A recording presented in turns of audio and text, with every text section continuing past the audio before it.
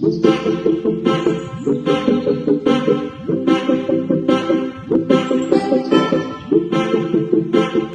guys, hi beautiful people, you're welcome back to my YouTube channel. Yes guys, a lot of you have been like asking questions. Where is Abby Crystal? What happened to her? What is happening to my channel? I've not been showing my face for some time now guys. It's been a lot that has been happening this period. Okay, so yeah, I was trying to fix, we all have lives outside YouTube, so I have to fix a lot of things for me to recharge and come back. Okay, come back better and more stronger. Okay, so yes, I am back fully on my channel, and even while I wasn't really showing my face, I was still posting videos, and I've seen you guys comment. I saw your comments, I saw your likes, I saw your engagement. Thank you so much for watching my videos, commenting, and keeping tabs with the channel. All right, so today's video I'm going to be talking about the pageant fans face off between Nigeria and South Africa. You guys know that ever since this Chidinma's drama with Silverbird, a lot of people have talked about. They have come up with their own narrative or their own idea of what really happened between Chidinma and the Silverbird organization. I've made a lot of videos about this, but I've seen a lot of pageant fans from both countries, South Africa and Nigeria, reacting to this particular drama. And I want to just talk about just some things that I think that I just want to know. I just want to talk about my own idea or my own narrative of what I think happened between the Silverbird and Chidinma, because a lot of pageant fans, like I said, they've been coming out, they've been saying a lot of things. Everybody is entitled to their own opinion, but for me personally, I feel like it's not all about the organization and Chidinma. There are so many external factors, okay, and I wouldn't entirely blame Chidinma for what she did, because of course you guys know the history with Silverbird. Go and watch my previous videos. You know what Silverbird, what their history with their queens. And on the same vein, I would not really totally blame the Silverbird organization, because they had to they saw Chidinma's rejection by South Africa as an opportunity for her to participate in the pageant, and they made use of the media, the media.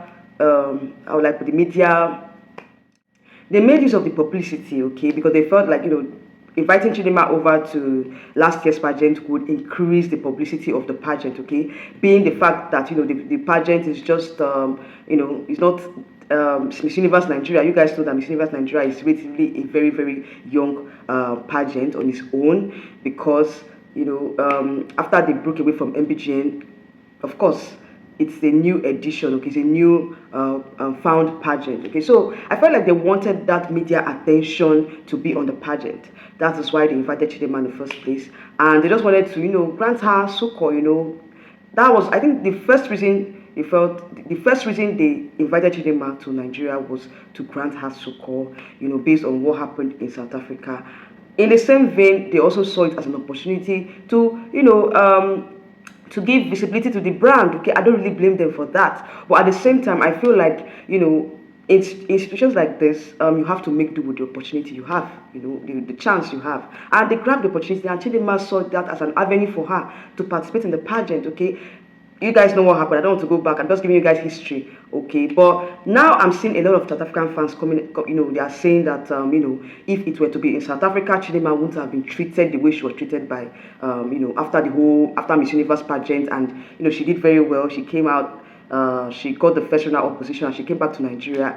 And I think that what really happened, or where this issue came from, or where the problem started from was when she came back from Mexico. And yeah, when she came back from Mexico, the organization, they were not really, they didn't really handle, she was not really given that much attention by the organization, of which she complained about, that, most of the things that she thought the organization would do for her, they didn't, fulfill their own part of the bargain after having a good run in Miss Universe. And I understand where she's coming from, because Silverbird, they have this history, like I said, of abandoning their queens after the international competitions, and she felt really, really bad, because she felt like I was supposed to she was supposed to be given that princess treatment even after the pageant, okay? And you know, in as much as you know, I fought the organization. I also fought Chidinma on her own side because you know this is a platform for you to leverage on. I think that she wasn't really smart enough to like use the platform to do other things, you know, get other engagement, get endorsements. But it also depends on the contract she signed with the Silverbird organization. So I will not totally fault her on that. But I feel like she shouldn't, you know, waste her time with the organization. She can go international. She can go global because, of course, she is a global ambassador for Africa and for the and Oceania. So aside from you know. Africa. She didn't even travel to other countries aside from Philippines. Okay, yeah, she went to the Philippines. I've not seen her traveling to other countries, and her reign is gradually coming to an end. I felt like you know she should have leveraged with this. You know, she should have leveraged on this opportunity to go places. Okay, so that being said, I want to really address the South African fans because I know that you guys, you know, use this opportunity to shame her and say, oh, I thought you were in your fatherland and you know look at what the way you were treated and all that. But at the same time, I want to say that even if Chidinma was in South Africa, I still maintain, you know, I won't flinch when I'm saying this. Even if Chidinma was in South Africa and she won Miss South Africa, I don't think she would have given. She would still be given the princess treatment, given the fact that they already rejected, you know, her from the beginning. They never wanted her. So even if she went ahead and won the pageant, it would have been a tumultuous, or would have been, how will I put it? It would have been a very very tumultuous. Is it tumultuous? I'll call it. Yeah, her reign would have been, you know, would have had a lot of ups and downs because, of course, the South Africans will not allow her to enjoy her reign in peace. Okay, so them saying that, oh, if she was in South Africa, she would have given the princess treatment. They would have given her the princess treatment, and you know, she wouldn't. They would have treated her like more like a queen. Excuse me, I felt like it's better she's in Nigeria because, of course, no harm will come to her than you know when she's in South Africa because, of course, you guys know that some South Africans, they are very very I don't know how to put it, so to say, violent. Okay, so I think that at this point it's better that she's in Nigeria. At least she's safer here than you know being in South Africa. So at the same vein, a lot of Nigerian fans have said that you know Chidinma they are angry with the Silverbird organization for treating Chidinma the way they did. You know, some Nigerian fans are blaming the Silverbird organization, while some Nigerian fans are also blaming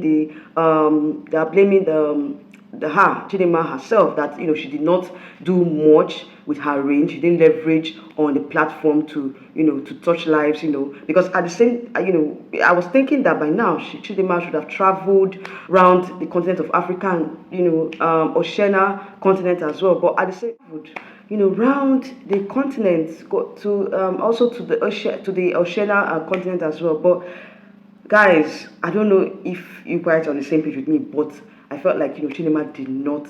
I don't know if it is her fault or with the Miss Universe organization. I felt like you know she didn't do much with her reign, and very soon her reign is gonna come to an end. You know, what impact has she brought onto the African? So guys, that's it. I would say that for me personally, pageant fans, I think you guys should take a chill pill because for me personally, I think that you know the blame should also come from the Miss Universe organization. Part of the blame should go to Silverbird and also to Chidinma as well. All right. So guys, this is my own thought on this particular drama that has been going on for quite some time now. Yes, guys. So if you watch up to this point, you read everything P, and I will see you all in my next video coming up very soon. Bye.